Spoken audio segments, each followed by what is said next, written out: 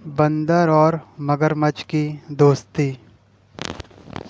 एक नदी के किनारे एक बड़ा सा जामुन का पेड़ था।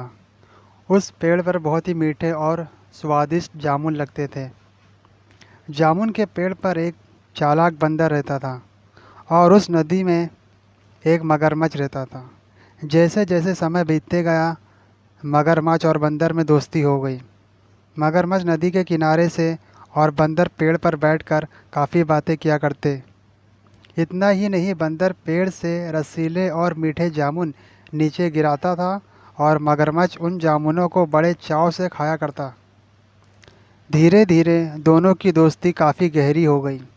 एक बार मगरमच्छ कुछ जामुन अपनी बीवी के खाने के लिए ले गया। जब उन मीठे और रसीले जामुन को मगरमच्छ की पत्नी ने खाया तो उसने सोचा कि जब ये जामुन इतने मीठे हैं तो इन मीठे जामुनों को रोज़ खाने वाला बंदर का कलेजा कितना मीठा होगा। उस दिन मगरमच्छ की पत्नी को लालच आ गया। उसको बंदर का कलेजा खाने की इतनी तीव्र इच्छा हुई कि उसने ये भी नहीं सोचा कि बंदर उसके पति का मित्र है। उसने अपने पति से कहा कि तुम अपने दोस्त बंदर को घर लेकर आओ, मैं उसका स्वादिष्ट कलेजा खाना चाहती हूँ। मूर्ख मगरमच्छ अपनी पत्नी की इच्छा को पूरी करने के लिए चल पड़ा। अगले दिन जब रोज़ की तरह उस नदी के किनारे मगरमच्छ और बंदर मिले तो मगरमच्छ बोला, आज मेरी पत्नी ने तुम्हें खाने पर बुलाया है, चलो तुम मेरे साथ चलो। बंदर ने उत्तर दिया, मैं तुम्हारे घर कैसे जा सकता हूँ, मुझे तो तैरना तक नहीं आता।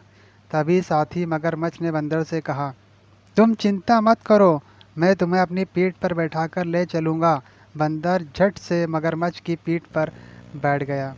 वह मगरमच्छ और उसकी पत्नी की चाल से आनी भिख था। अब मगरमच्छ नदी में उतर गया और तैरने लगा। हर बात से अनजान बंदर पहली बार नदी में सैर कर रहा था तो उसे बहुत मज़ा आ रहा था। सैर करते हुए दोनों दोस्तों ने आपस में बातचीत करना शुरू किया। बात करते करते दोनों नदी के बीच में पहुंच चुके थे। बातों ही बातों में मगरमच्छ ने बंदर को बता दिया कि उसकी पत्नी बंदर का कलेजा खाना चाहती है, इसलिए उसे बुलाया है। अपने दोस्त मगरमच्छ के मुंह से ऐसी बात सुनकर बंदर को गहरा झटका लगा। उसने दुख भी हुआ, पर बंदर बहुत चालाक होते हैं और बुद्धिमान भी। उसने बड़ी बुद्धिमानी से खुद को संभाला और कहा कि दोस्त, ऐसी बात थी तो तुमने मुझे पहले क्यों नहीं बताया? मेरा कलेजा तो पेड़ पर ही रखा रह गया। अगर तुम्हें या तुम्हारी पत्नी को मेरा कलेजा खाना था तो तुम मुझे वापस पेड़ पर ले जाना होगा। मैं पेड़ पर रखा अपना कलेजा लेकर फिर तुम्हारी पीठ पर वापस सवार हो जाऊंगा। फिर हम दोनों एक साथ वापस तुम्हारे घर चलेंगे। तब तुम भाभी जी को मेरा कलेजा दे देना, वो उसे खा लेगी। मगरमच्छ तो था ही बेवकूफ़।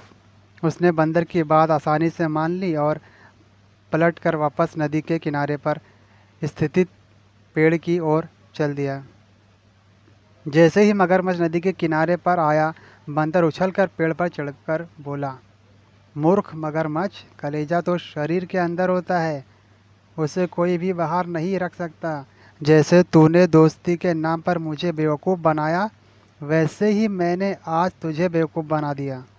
आज से तेरी मेरी दोस्ती ख़त्म। जा, लौट जा अपने घर।